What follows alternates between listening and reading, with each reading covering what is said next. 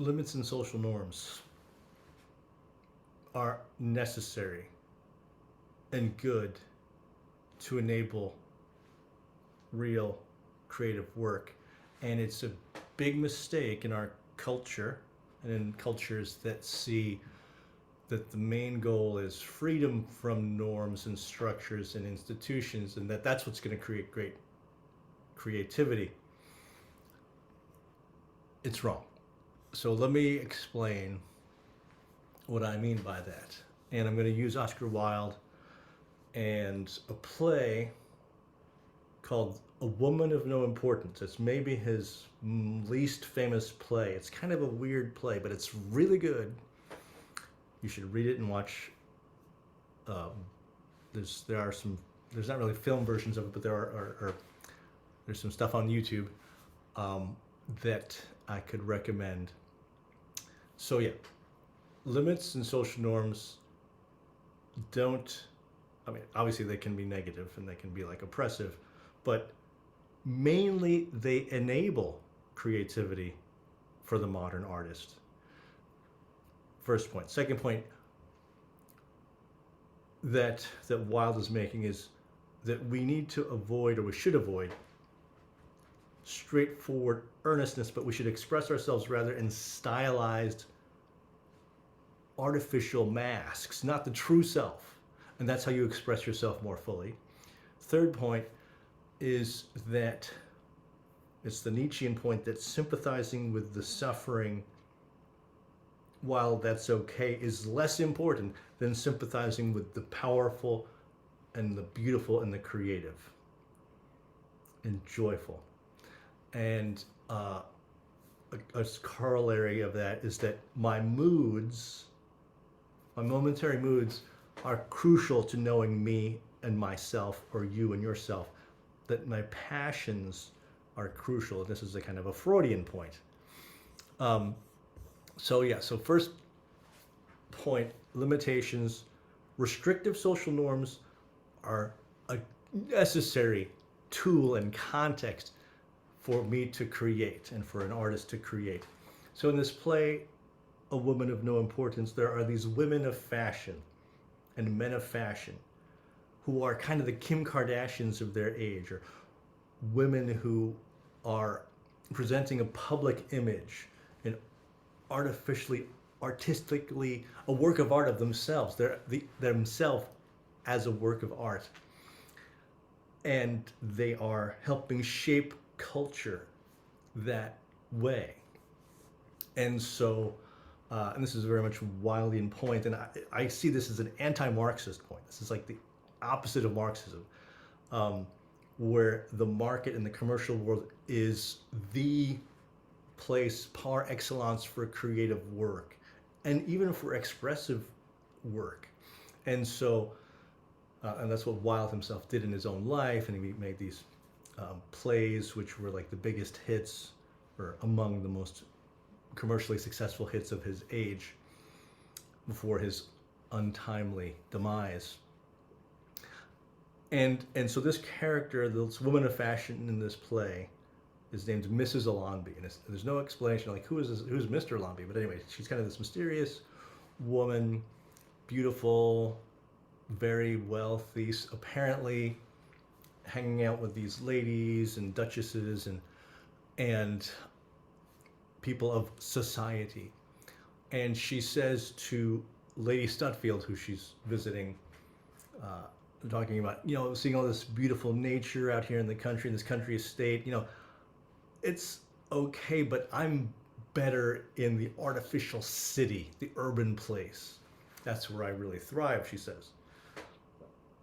And so they're talking about this, and Lady Stutfield says, the world was made for men and not for women. To which Mrs. Allonby responds, oh, don't say that, Lady Stutfield. We have a much better time than they have. There are far more things forbidden to us than are forbidden to them. And so this is that point, that the restrictions, the things forbidden to you, are what give you an advantage, ironically or paradoxically. And Wilde was full of paradoxes. that this is how the woman of fashion can kind of be creatively working, or the man of fashion, um, and that uh, most creative thinkers today, I would say, have the mistaken notion, I would say, that the primary goal is pure freedom, express freedom freely, no restrictions. But the truer freedom, I would argue, and I think Wilde is arguing, is we need those structures so that we can get leverage and get the capacity to shine and to call forth a new vision, or a new to kind of create like slant or indirect, or uh, using multiple kind of billiard ball hits to kind of get to your point, or like a kind of a chessboard play. Um, Question: can we entrust cultural authority to the commercial world? This is a crucial modern question that people in the late 1800s were facing, and as the older authorities were waning, the state, the king, the church, the temple, were waning in authority, what was growing in authority? Global capitalism, corporations, the marketplace, fashion. And so at that moment, how they were responding was that they were saying, this is terrible. Look at this horrible commercialization of art and creativity and culture. And so they turned to Marxism. Let's create a Marxist state that kind of like controls everything and prevents these commercial things. Or fascism, which is like the state is going to control these, or the Christian coalition, or like in the United States, like let's bring back the church in some form, to control and limit the work of the commercial world.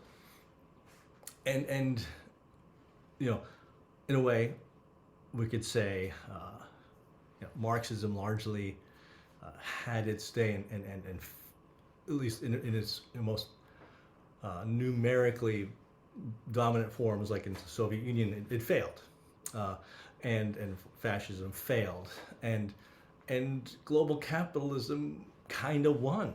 I mean, there's always some critique of it, of course, but it's not going anywhere. And is that a disaster? Many people would say yes, and I'm saying no. And I'm saying Oscar Wilde said no. This is the place. The commercial world, consumer culture. I call Wilde a consumer modernist, that he's an artist of consumer culture, a Kim Kardashian. I mean, I'm kind of using her partly as a joke, but making a serious point too, that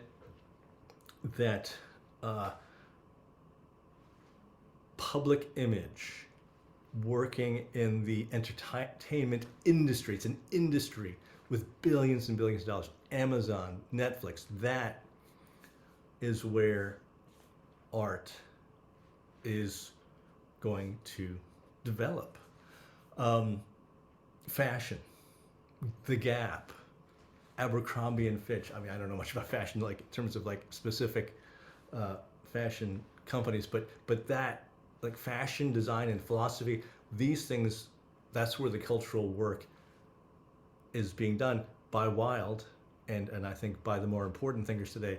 And most scholars got Wilde completely wrong. They saw, oh, he's kind of a socialist, or it's like, no, he's like an anti-socialist ultimately, even though I know he talked about socialism. And let's think about Wilde for a second. Wilde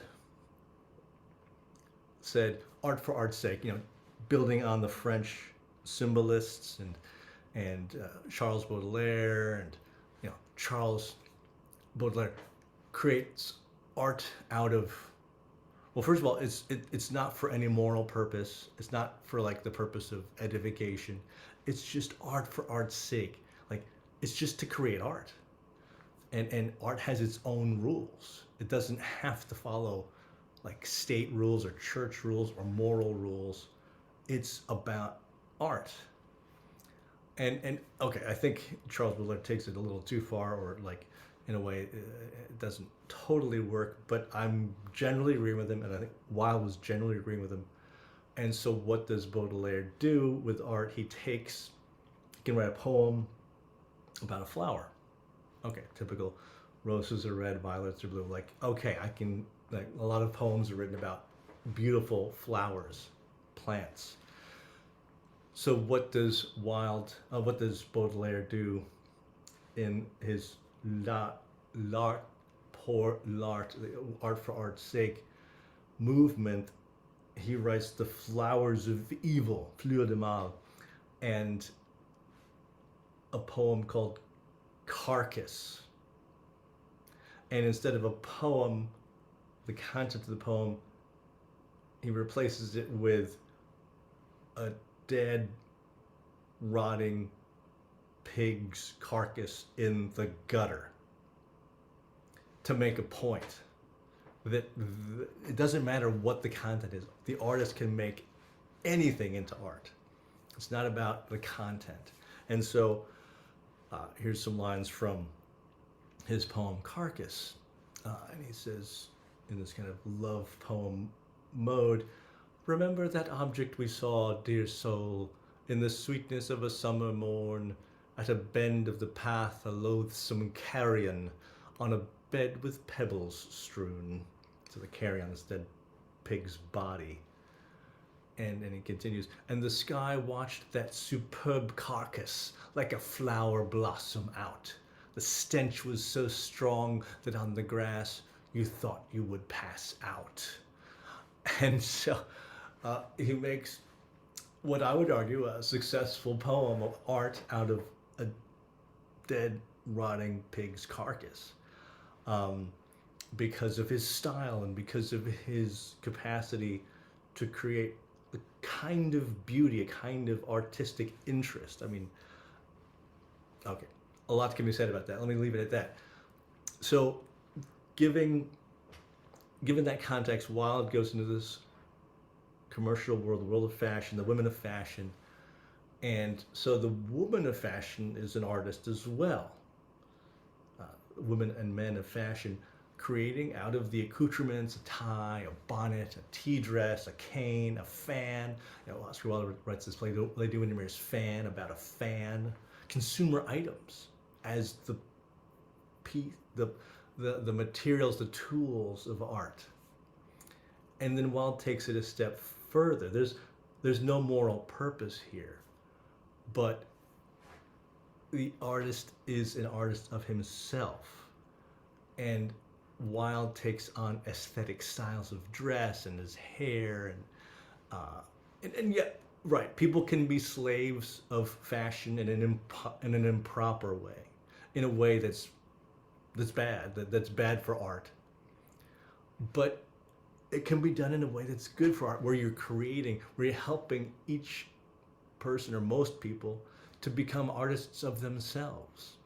And the Kim Kardashian image comes here, like where she's creating an art of herself. She's like a work of art, and there's like millions of images of her all over the internet, and then they influence people and they help people become artists of themselves. Obviously, you can like improperly follow slavishly her fashions, but like if you study her, and she's educating people, the common person, to like try new styles, and so this is where life imitates art, not the reverse. Plato famously said, like, art imitates life, and that's why art is kind of a lesser form for Plato. But Wilde and Baudelaire would say, no, life imitates art in this sense, like the Kim Kardashian. And he would even use the image of like Jesus Christ or the Virgin Mary, like where those images of Jesus greatly influenced life so much, or images of the Virgin Mary, or in other religious contexts, the Buddha, like those images hugely, and obviously like that's a lot different than Kim Kardashian, but in some ways it's very parallel. And like films, like product placement, The Gap, Coke, using Jennifer Aniston, Brad Pitt.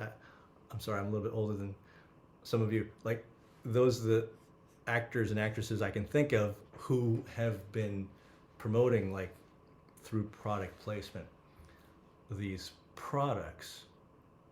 So let's get back to Wilde's play, A Woman of Importance. I was talking about Mrs. Alonby, and Mrs. Alonby, woman of fashion, kind of saying these outrageous statements about kind of what I was just talking about. And one of the other characters is Lord Illingworth, who's the man of fashion in the play. And he has no moral purpose, and he's very wild-eyed in his statements. So at a certain point, he's having this conversation with the Mr. Kelville, who's, I don't know if he's in Parliament, but he's somehow related to Parliament in England. And he's asked whether he takes any sides in politics. Someone asked him, Lord Illingworth, do you take any sides in politics? And Lord Illingworth says, again, being against moral purpose, one should never take sides in anything, Mr. Kelville. Taking sides is the beginning of sincerity, and earnestness follows shortly afterwards, and the human being becomes a bore. And so Lord Illingworth is not interested in this kind of straightforward, flat-footed statement like, no, express yourself in style, like Baudelaire, like Wilde, not in a plain way, at the level of the unconscious. Let's not worry about like this simple kind of tip of the iceberg of our consciousness. Let's delve into the unconscious, like Freud's nephew Edward Bernays, the theorist of advertising.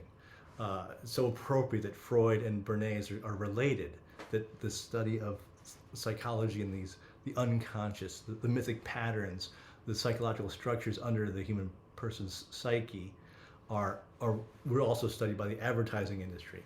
Getting at the gut feeling. We're not just looking at what's on the surface. And so Illingworth's doing this.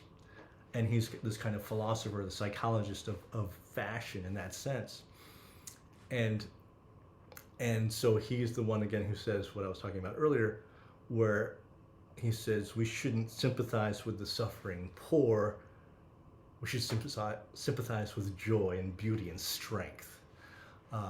And so when Mr. Kelville's talking to him, like, yeah, shouldn't we focus on sympathizing with those who are suffering? Illingworth says that's a vice. That's not a good idea. Let's sympathize. He says one should sympathize with the joy, the beauty, the color of life. The less said about life's sores, the better, Mr. Kelville.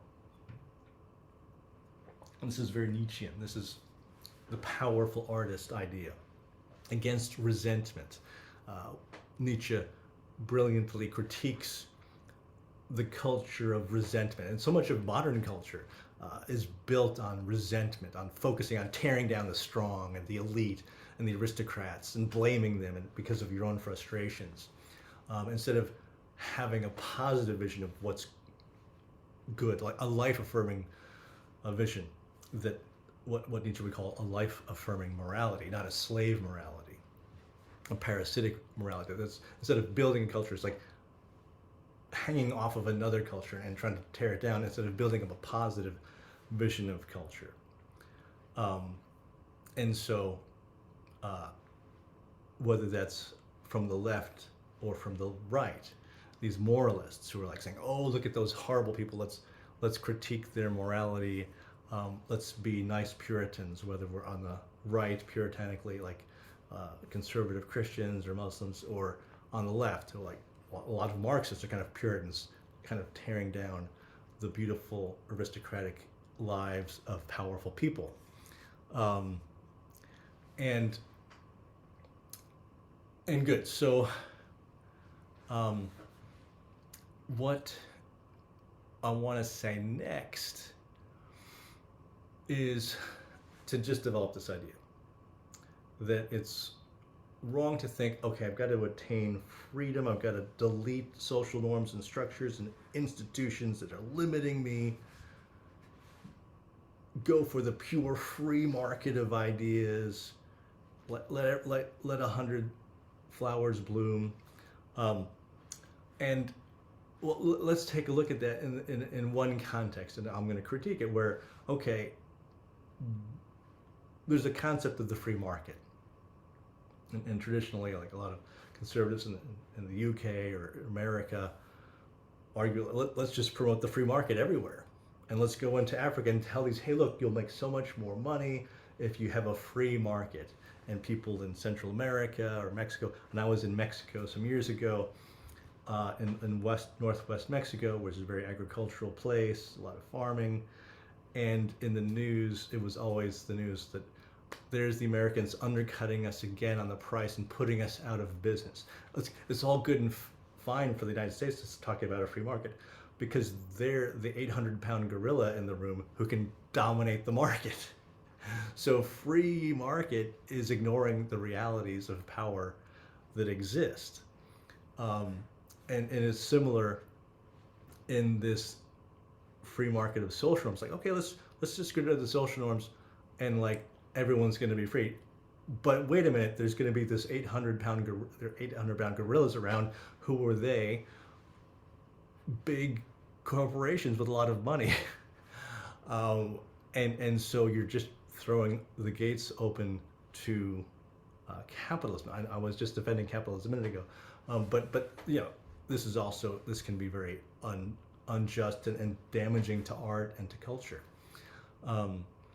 And so when people say like, okay, we need to delete these social norms and institutions because they've been giving too much sway to patriarchy or to racist ideas, we need to get rid of these rituals and institutions. But that is throwing the baby out with the bathwater. And what's it doing? It's setting the stage for an improper takeover by commerce. Like I was arguing for a proper takeover of commerce. Like let's understand it. Let's not just mistakenly think we're creating a free market, and then all of a sudden there's a market that's totally tipped to one side. And take the rituals or institutions in the high school world or in the college world that govern and regulate friendship. Let's say friendship, like this social good, and as well as personal good. And so you have these fraternities, sororities, and clubs, and the sports clubs where students are put into rules, and they have to follow these rules. Like think about the rules in fraternities and sororities, and like some of the rules are actually totally ridiculous on purpose. But if you delete all those institutions, and you say like, okay, go ahead and make friends now, like it's just so much harder, and who's going to take over? Well, the commercial forces are going to take over, and the dating apps or friendship apps, instead of like these kind of less commercialized institutions, which are there to these kind of mediate level social institutions between the state and the individual. Like we need these. We need a rich body of these guilds and other institutions which have been set up over centuries, which have been set up to help people grow and maintain friendships. And so take another institution, the film industry. It's an institution. There are bodies which regulate it.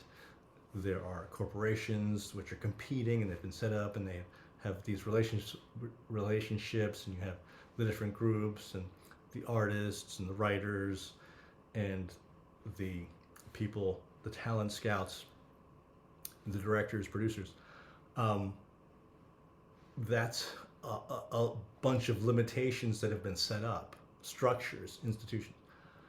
What if we got rid of all that and said, like, okay, everyone just can make films as they wish, and um, and that would be a huge step backward. Um, and so um, let's take another set of institutions and practices and social norms, which is dating. And there was this argument made that there have been two huge shifts in the setup of mating for human beings. One was 10,000 years ago when people started to farm and they could stay in one place, and that created a situation which set up, dating and mating situations governed by religions and practices and families and tribes. And like all these coming of age practices and what, Quince and Yeda, like the sort of predecessor to these kinds of things, were coming out of the women, young women. The second one was the rise of the dating apps 10 or 15 years ago, where all of a sudden you have not access just to the people that you see, but really thousands and really millions of people on this app. And you're looking at all their images and you're kind of shopping, and like, this is as big of a change to the mating market and the mating situation as happened 10,000 years ago. And so there's this great article by a woman named Nancy Jo Sales, came out a number of years ago in Vanity Fair, and the title of it is Tinder and the Dawn of the Dating Apocalypse, as romance gets swiped from the screen, some 20-somethings aren't liking what they're seeing. And most of the people who are not liking what they're seeing are women, although men are also dissatisfied with the situation. Why? Couple things. One is, who is dominating this supposedly openly free market of dating? And something like 10% of the men are getting something like 80 to 90% of the women. These hyper attractive, successful males have a very, very open field, which I'm going to argue incentivizes predation. Second thing, most men are cut out, and so they've got nothing to lose, and so they're just going to get whatever they can get. And like what you can see, what has happened in China a generation ago, when, because of the one-child policy that they had, most families had a boy. So you had millions of young men with no women around, with no women available to them. And that is a huge social crisis, which created, or sort of energized the sexual trafficking market in China. Something similar happened in India. And now we'll see how it happens. Well, this is kind of a different version of that, brought on by Tinder and other apps. And so David Buss, who's a professor, I think a psychology professor at University of Texas, writes this. I'm quoting from Nancy Jo Sales' article. He says, apps like Tinder and OkCupid give people the impression that there are thousands or millions of potential mates out there. When there's a surplus of women, the whole mating system tends to shift towards short-term dating. Marriage becomes unstable. Divorces increase. Men don't have to commit, so they pursue a short-term mating strategy. Men are taking that shift, and women are forced to go along with it in order to mate at all. So this is what David Buss is arguing, not from a moral perspective, just in terms of like a marketplace perspective here. It is giving extra power to men, talking of course about this heterosexual market here, not leaving aside other markets. This is the by far the biggest one, and that women are forced into the situation. So, okay, and then Mary Jo Sales says, okay, fine, but many women are okay with that. Many women want short-term relationships. But even in this case, the women are losing out because you have this equal playing field, this free market, this normless market, but it's still skewed to men. And so here's what another scholar says, and I don't have the name right now, but I'll look it up later. This is again Mary Jo Sales, Nancy Jo Sales, her article. Young women complain that young men still have the power to decide when something is going to be serious and when something is not. They can go, she's girlfriend material, she's hookup material. We need to puzzle out why women have made more strides in the public arena than in the private arena. And this is another scholar pointing out this power imbalance in this supposedly equal playing field. So this was kind of an aside, and I'm going to get back to Wild, but I guess I'm going to do a song because I'm supposed to do a song. And here goes. Okay. Let me push this back a little bit here. I've got all my hockey equipment. You didn't need to know that. On my bed because I'm trying to dry it off. I got all sweaty. I'm in an ice hockey league. Okay. Let me make sure this is recording. Okay. Let's get back over here. Let's do this. And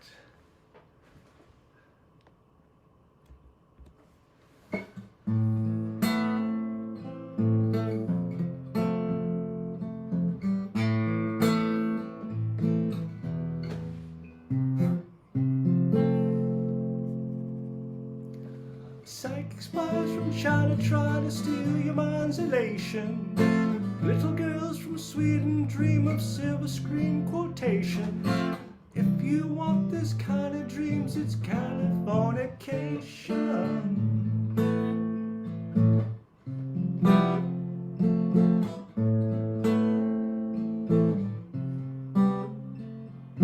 It's the age of the world, it's the age of the world and all of Western civilization. The sun may rise in the east, at least it's settled in a final location. It's understood that Hollywood sells Californication.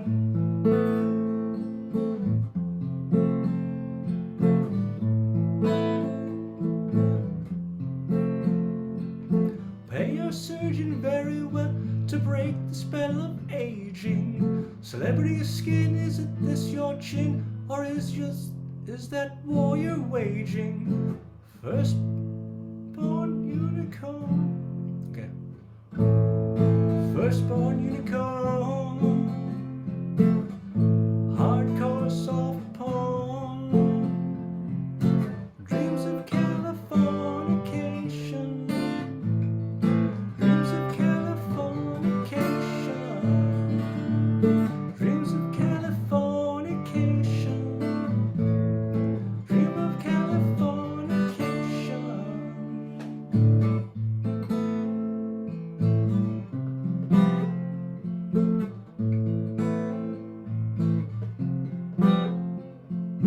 Marry me, girl, be my fairy to the world, be my very own constellation. A teenage bride with a baby inside, getting high on information. And Buy me a star on the boulevard, it's Californication.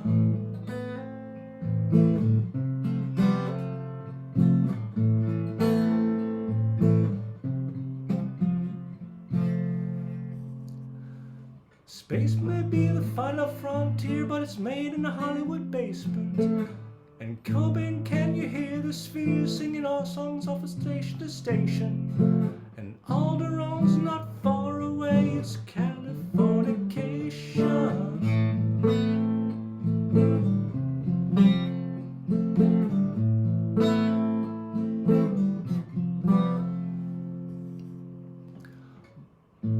Born and raised by those who praise control of population. Everybody's been there and I don't feel I'm on vocation. Firstborn unicorn, hardcore soft porn. Dream of Californication. Dream of Californication. Dream of Californication. Dream of Californication. There's a solo. Let's go to the end. Pay your surgeon very well and break from a spell of aging. Sicker than the rest, there is no test, but this is what you're craving. Firstborn unicorn, hardcore soft porn. Dream of Californication. Dream of Californication. Dream of Californication. Dream of Californication. And so let's take a look at those lyrics. Share screen for a second. And, you know, down here at the end, pay your surgeon very well to break the spell of aging. So, you know, we're creating these public images, these artificial. And what would Wilde say to that? Good. We're the artists of ourselves. So I'm not saying we all need, I mean, this can be overdone, obviously. I'm not saying we all need to get our cosmetic surgery, but there's nothing wrong with that. Like, we're, you know, creating this public image. Sicker than the rest, there is no test, but this is what you're craving. And so, dream of Californication. He's using this brilliant word, Californication, to kind of talk about this commercialization, this public image, the Hollywood, and so forth. And so let's look at some of these other lyrics. Space may be the final frontier, but it's made in a Hollywood basement. So obviously this is a conspiracy theory that we didn't actually go to the moon, and that it was just filmed in a Hollywood basement. But that's the way Hollywood works. I mean, we don't really know what's, well, we know what's real, but it's hard to know what's real. And like, we've got the simulacra kind of constantly working with the real thing, and they're constantly kind of in dialogue. And Cobain, can you hear the spheres singing songs off the station to station? So Kurt Cobain, who died, he tragically committed suicide. Brilliant artist, the singer and songwriter for Nirvana, and they're kind of like, can you hear that? So I guess they're imagining him in heaven, like he's with the spheres. And Alderon's not far away. It's a Californication. Alderon, the planet where Princess Leia is from in the Star Wars films. And so yeah, so we have these